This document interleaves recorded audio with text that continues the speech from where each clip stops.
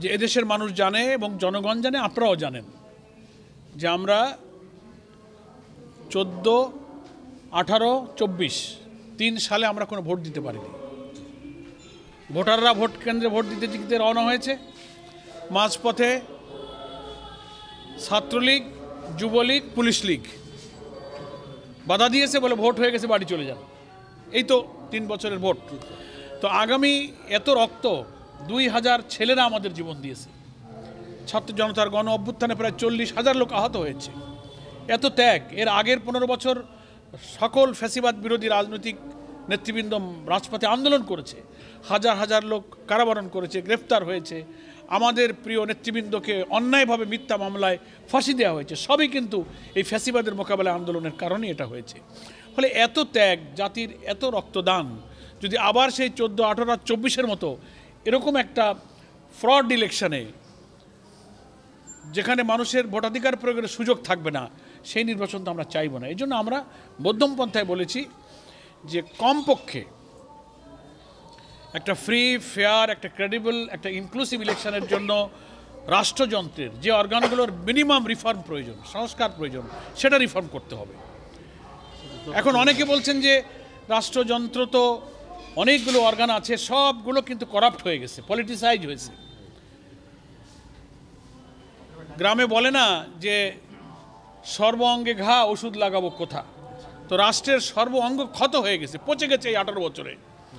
তো এইটা long time, it will take time. আপনি লম্বা সময় ধরে সংস্কার করতে গেলে, উনি এসছেন অন্তর্বর্তীকালীন সরকার, জনগণের ইচ্ছায় উনি এসছেন, উনি ইচ্ছা করে এখানে আসেন নাই।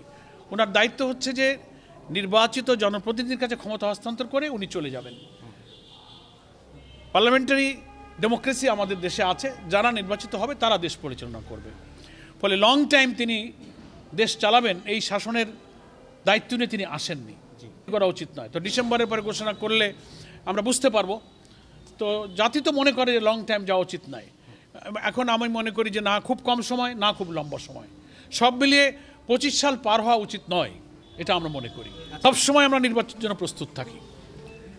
আমাদের তো নির্বাচনে যেতে দেওয়া হয়নি, এই জন্য সরকার তো জামাত ইসলামের জন্য ভয় পায়। আর বেশি ভয় পায় যদি ইলেকশনটা নিরপেক্ষ হয়ে যায়, ভোট কাটা না যায়, তাহলে জামাতের সুবিধা বেশি। আর যারা একটু পানি ঘোলা করতে পারবে তাদের মাছ ধরতে সুবিধা। আমরা ঘোলা পানিতে আবার মাছ ধরতে পারি না, দুর্বল লোক তো। আমরা পরিষ্কার পানি চাই, মাছটা দেখা যায় ধরে ফেলতে পারি না। আমরা তা চাচ্ছি না। আমরা চাচ্ছি না বলতে, তারা তো একটা দল, আইন বলে দেবে, জনগণ বলে দেবে।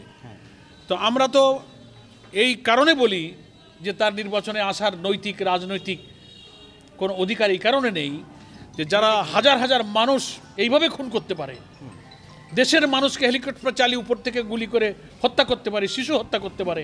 5 তারিখে যাওয়ার আগেও মৃতদেহকে আগুন দিয়ে পুড়িয়ে ছাই করেছে সাভার আশুলিয়াতে। তো এত নিষ্ঠুর, এত বর্বরতম, আমি এদেরকে বলি স্যাডিস্ট। ইংরেজিতে একটা শব্দ আছে, শুধু ফ্যাসিস্ট নয়, স্যাডিস্ট অর্থ হলো যারা খুন, রক্ত এবং মানুষের নিষ্ঠুরতা দেখে এনজয় করে, আনন্দ পায়। শেখ হাসিনা হচ্ছে সেই স্যাডিস্ট। তো এরকম একটা স্যাডিস্টের, যাদের উপরে বর্বরতা সে চালালো, সেই দেশে নির্বাচন করার কোনো অধিকার তার নৈতিকভাবে নেই।